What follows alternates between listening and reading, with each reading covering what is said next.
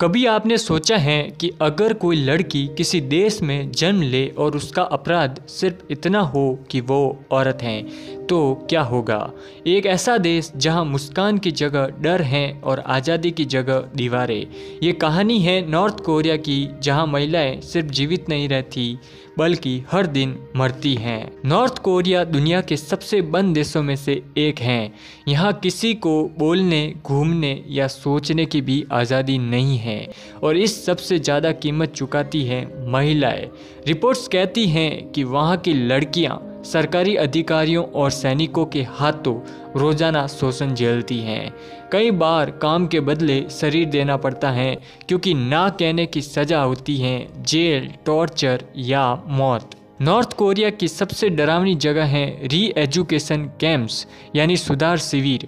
यहाँ हजारों महिलाएं सालों से बंद हैं और कई तो सिर्फ इसलिए जेल में हैं क्योंकि उन्होंने सीमा पार करने की कोशिश की। यूएन की रिपोर्ट्स कहती हैं कि इन जेलों में महिलाओं को 18 से 20 घंटे काम कराया जाता है और जो थककर गिर जाए उसे देशद्रोही कहकर पीटा जाता है। कई गवाहों ने बताया कि गार्ड्स अक्सर रात में हमें बुलाते थे, कोई कुछ नहीं बोलता था और सुबह कुछ औरतें वापस नहीं आती थी।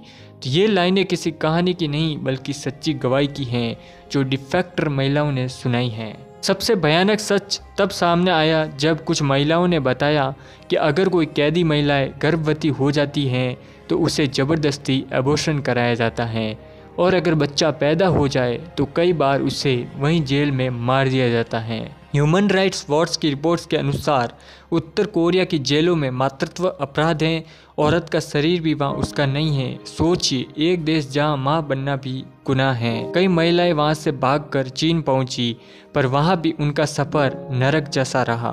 कई को मानव तस्करों ने बेच दिया तो कुछ को नौकरानी के नाम पर गुलाम बना लिया गया। एक महिला जिसका नाम था जी यूहेन पार्क, उसने बताया कि वो जेल से भागी थी। उसने नदी पार की और अब दुनिया को अपनी कहानी सुनाती है। उसने कहा कि नॉर्थ कोरिया में अगर आप औरत हैं तो आप कुछ भी नहीं हैं। आज भी नॉर्थ कोरिया की सीमाओं के अंदर हजारों महिलाएं ऐसे ही हालात में हैं। उनके पास फ़ोन नहीं है, इंटरनेट नहीं है और बाहर की दुनिया से कोई संपर्क नहीं है। दुनिया की बाकी महिलाएं सोशल मीडिया पर अपनी आवाज़ उठा सकती हैं पर वहाँ की महिलाएं अपनी आवाज़ खो चुकी हैं क्योंकि वहाँ सिर्फ सरकार बोलती है और बाकी सब चुप रहते हैं। लेकिन फिर भी कुछ महिलाएं आज भी बोल रही हैं और वो अपने देश छोड़कर बाहर आई हैं और अब दुनिया को बता रही हैं कि वहाँ क्या चल रहा है। उनकी गवाही यूनाइटेड नेशंस तक पहुंची, ह्यूमन राइट वॉच तक पहुंची और अब यूट्यूब तक पहुंच रही है क्योंकि अगर दुनिया जान ले तो शायद किसी और जी यूहन को वो नरक ना झेलना पड़े। औरत का जन्म किसी देश की गलती नहीं होता पर कई देशों की राजनीति उसे सज़ा बना देती है।